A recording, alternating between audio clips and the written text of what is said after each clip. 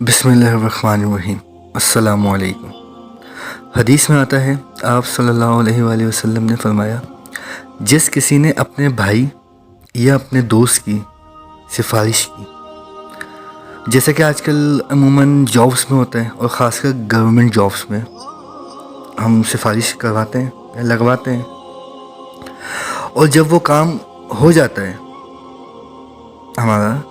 تو وہ شخص جس کا کام ہو گیا ہوتا ہے تو وہ ہدیہ لے کر آتا ہے، یعنی جس سے آپ آج کے دور میں تحفہ کہہ لیں، مٹھائی کہہ لیں، لفافہ کہہ لیں، کچھ بھی ایکس وائی زی لے کر آتا ہے، اور سفارش کرنے والے کو یا سفارش کرنے والا جس نے سفارش کی ہوتی ہے وہ اس تحفے کو قبول کر لیتا ہے، تو سمجھو وہ سود کے دروازوں میں سے